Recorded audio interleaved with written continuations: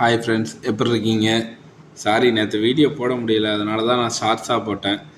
கொஞ்சம் ஒர்க்கு ஜாஸ்தி. ஸோ நேற்று கண்டிப்பாக என்னால் சுத்தமாக முடியலை, வீடியோ போடவே முடியலை. சரி, ஓகே. பட் எதுக்காக போடலை அப்படிங்கிறதும் ஒரு முக்கியமான காரணம் இருக்குது. என்னென்னா, இப்போ ஏதாவது சேஞ்சஸ் இருக்குன்னா நம்ம போடலாம். இப்போ எந்த சேஞ்சஸுமே இல்லை அப்படிங்கிறதுல ஓகே, அது சிம்பிளாக ஒரு ஷார்ட்ஸாக போட்டு முடிச்சிருவோமே அப்படின்னு பார்த்தேன். நேற்று வீடியோ வரல அப்படின்னு நினச்சவங்களுக்கு ஷார்ட்ஸ் பார்த்தீங்கன்னா தெரிஞ்சிருக்கும். ஷார்ட்ஸ் நேற்று முதலாக போட்டேன்.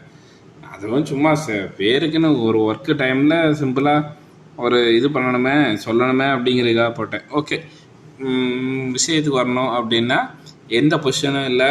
ஸோ செமையாக இறங்கிட்டுருக்கு.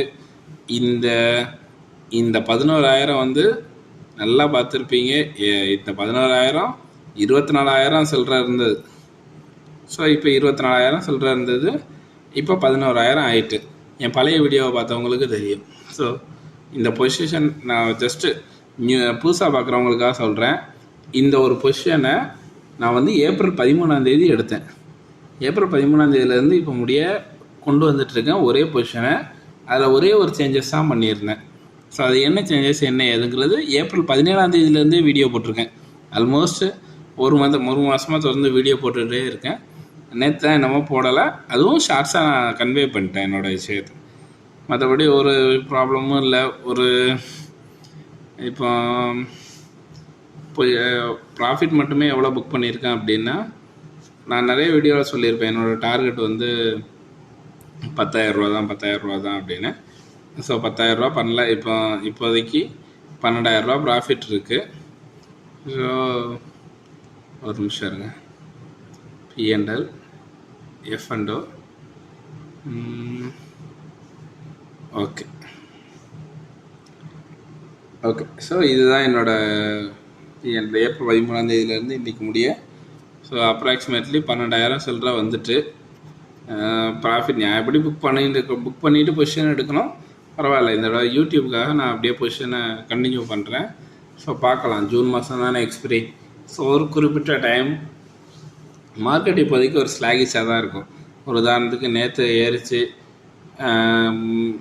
முந்தானத்து ஏறிச்சு, நேற்று இறங்குச்சு. இன்றைக்கி SGX நிஃப்டி வந்து பாசிட்டிவில் இருக்குது. ஸோ மார்க்கெட்டு எனக்கு நம்மளுக்கு ஒரு ஐடியா இருக்கும் இல்லையா? இப்போ நான்லாம் ரொம்ப நாளாக மார்க்கெட்டில் இருக்கிறேன்.